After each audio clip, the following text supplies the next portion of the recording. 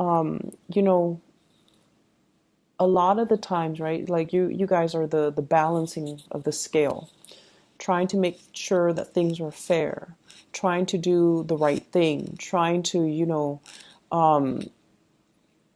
balance out that karmic scale so that both parties always contribute an equal amount, okay? And I'm reminded of the situation where it's a picture that I saw on social media. It's about, being fair and also being equitable. And you have like a short man. He's standing on two crates and he can barely still, because he's so short, even though he's standing on two crates, he can't look over the fence and see the soccer match. Whereas you have another really tall man, and he's also given the same amount of crates to stand on. So he has two crates. And so he's towering over this fence and he's looking at the soccer match.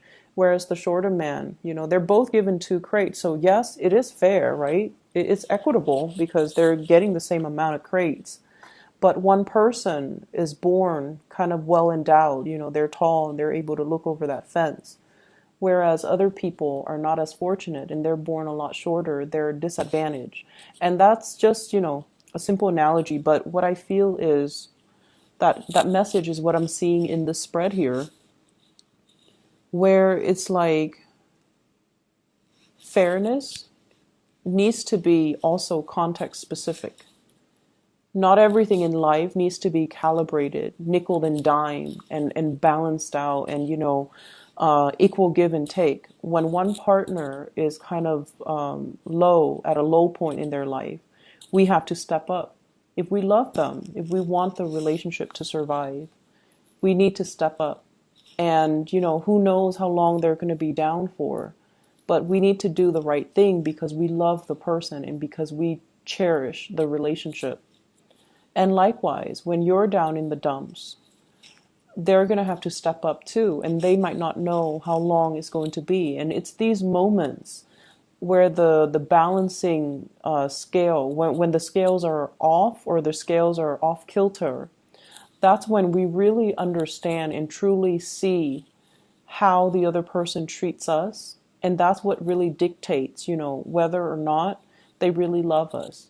So in relationship, maintaining the niceties, maintaining the balancing act, maintaining the scales of equilibrium, not to rock the boat, not to, upset the apple cart or like walking around on eggshells around another person.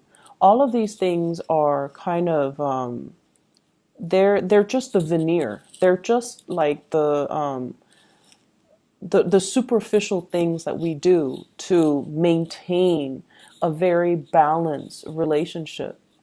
But the tipping point, the sore spots, it's when the trouble begins. It's when people are put under pressure.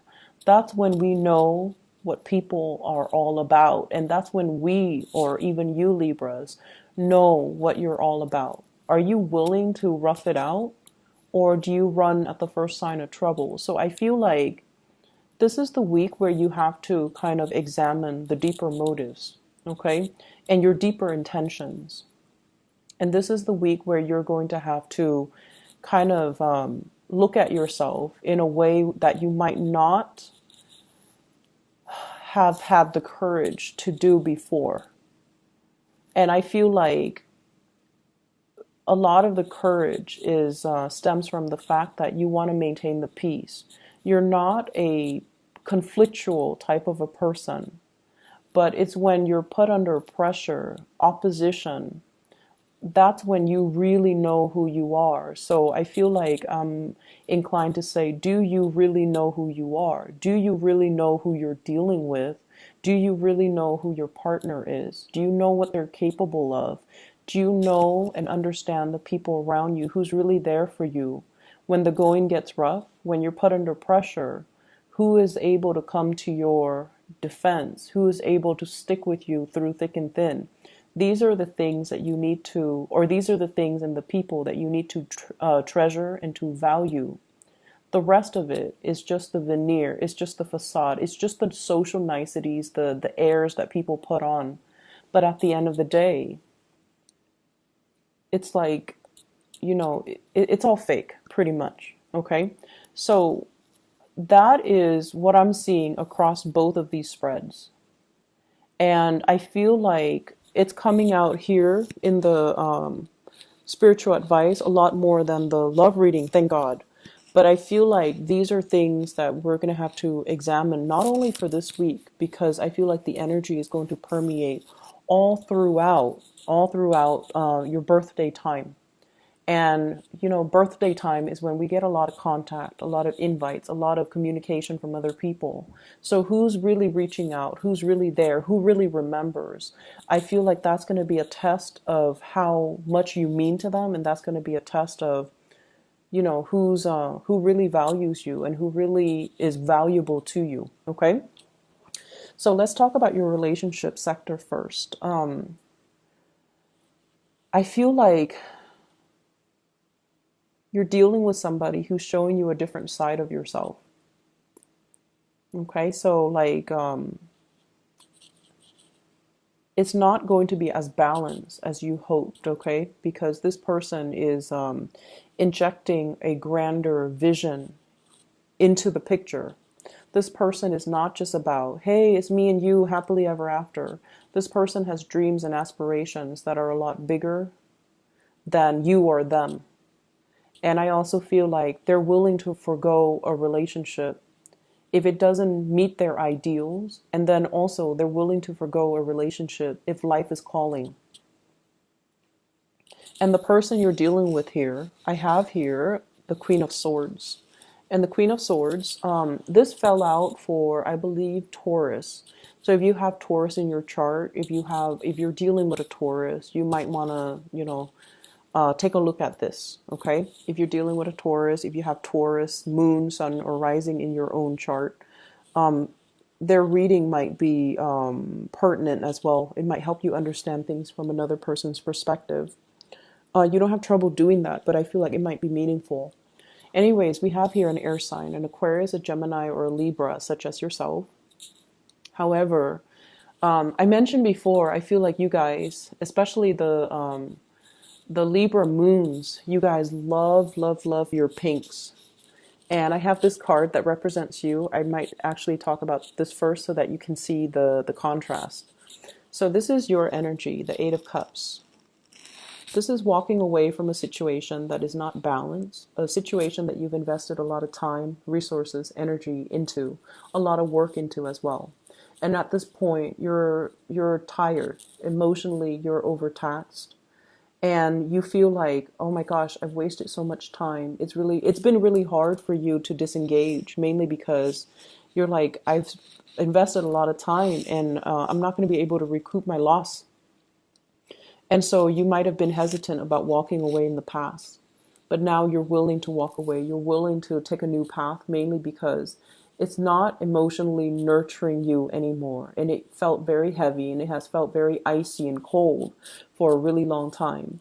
So, you put on the veneer that like everything is rosy, right? That pink, everything is rosy, everything is peachy. However, internally in your hearts of hearts, I don't feel like you can deny the fact that your heart is not in it anymore. It's taxing and it's not liberating and it's unbalanced and it's not reciprocal. And so many of you have chosen to walk away from a situation, or emotionally you have walked out of a situation. And I feel like you're looking towards somebody else here, okay? Somebody is bringing something into your life. They're showing you a different perspective. And I feel like you might still be in this other relationship that you can't, where you can't really recoup your loss, or you can't really move away. There might be children. And you might have also wondered, like, I can't leave because, there might not be other people, other suitors, other opportunities for me until this person comes into the picture. And this person is everything that you've wanted. They're blue, you're very pink. So I feel like there might be gender role reversal, okay? And that's just the stereotypical, color coding that I'm using. But I do feel there's an element here. This is a female energy. And yet her demeanor is very, very strategic, very icy. So she's not a warm, cuddly type of a person. However, she's very intelligent. So it could be a male or a female, but their energy is that they're not, typically warm and cuddly and welcoming and things like that. However, this person is very highly activated on the crown chakra. They have a lot of insights, a lot of wisdom. They can see through people. They can see through situations. They can bring a lot of clarity in a situation where there is none. And I feel like you find them very, very attractive. And one of the ways in which Libran and Taurian people find other people attractive is in the symmetry, the way they dress, whether or not their clothes like are complementary colors, the way their facial features are, whether or not they have dimples or they have like a gentle, a kind face. So I feel like you guys are really are suckers for like people with a pretty face. Okay, like we're talking like classical beauty, like somebody with dimples, somebody with long eyelashes, somebody with expressive eyes, somebody with features that make them feel like very gentle, very like harmless, okay, like big eyes and rosy cheeks and plump lips and things that make people feel like, wow, this person is like a doll, they won't really hurt a fly. So you find this person really attractive, and I feel like that's the first thing that drew you in. You found them very, very attractive, very physically, aesthetically pleasing to look at. And when you got to know them, you might find this aloofness, this icy demeanor about them quite fascinating, mainly because it's not emotionally draining on you, mainly because they don't demand a lot from you. And so many of you might be in one relationship where you're like looking for a way out and you've been thinking about it for quite some time, but you stuck around. And I feel like this person is like a breath of fresh air into your life and you're kind of starstruck, but you're just like, maybe I can have both, like I see this element about weighing out the pros and cons, and at the end of the day you've concluded, maybe I don't have to forego one to have the other. Maybe I can do both because this person doesn't seem like they're emotionally needy, so I can put my emotional needs here and just have this person in whatever way I can because they're not going to make demands of me. And I feel like at first it was like that.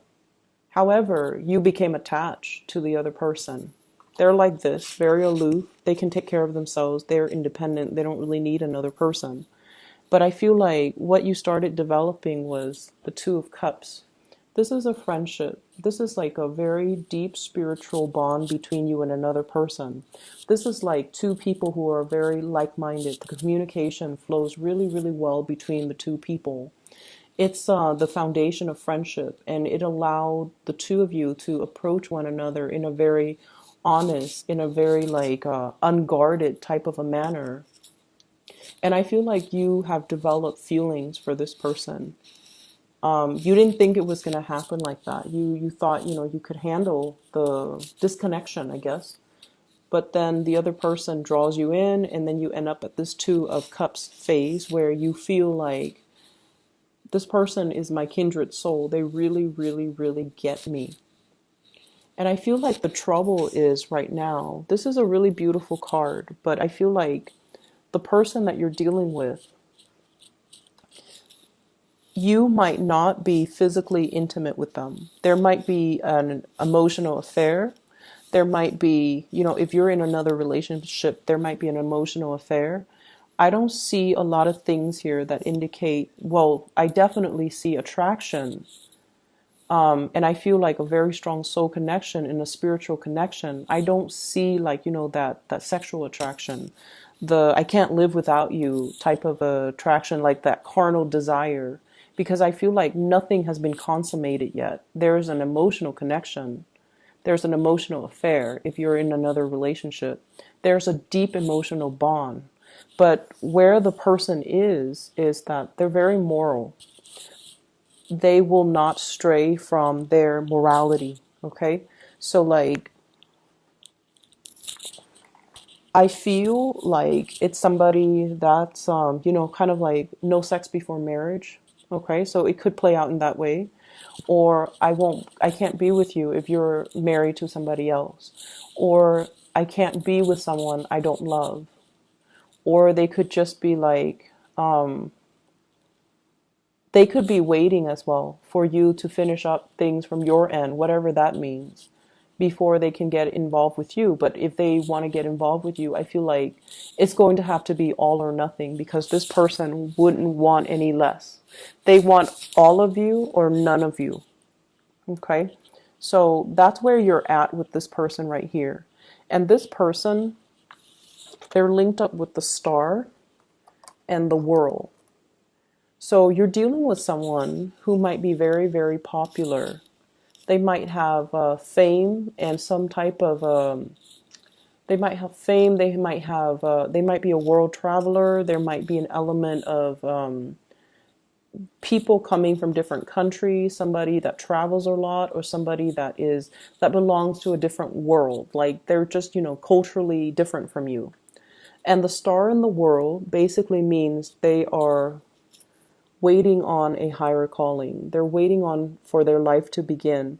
They're waiting for opportunities to travel. They're waiting for opportunities to kind of move away, pursue their life, or allow their lives to start. So I feel like at a moment's notice, they're going to be on their way out. They're going to be seeking other opportunities. So there's somebody here that you definitely have a very strong connection with, but it seems like you're tied up in something else. You're not able to give them whatever it is that they want, or whatever it is that you want from them, to solidify a really strong relationship. And the feelings are definitely mutual. You know, with this Two of Cups, it's a soulmate connection. It's a very strong spiritual bond. But I feel like if you don't recognize it for what it is, it's going to slip away. And soulmate connections, they come in they're not rare per se, but I feel like there's a time and a place for it. And the soulmate connection can also run its course too. There's a time and a place for that as well. So if you're not quick on the uptake and recognize this situation for its rarity and for, you know, how powerful it is, I feel like it's going to slip you by, because the other person, they're going to be drifting away. Okay. This is the escape here. Things coming to a culmination, things coming, it's like coming full circle and coming to an end, closing out of a cycle, mainly because have healed up from the past. For others of you, it could be, you know, just the fact that you're with a new person now that really gets you, that you feel is your kindred soul, and you're very, very happy. The person has helped you done a lot of healing on yourself. And I feel like the cycle of you feeling, we have here the Eight of Cups and the Two of Cups, and altogether it adds up to 10, which is the completion stage. You have somebody, you've been feeling empty and taken for granted for a really long time, and then you meet this person who's like a kindred soul. They're fair.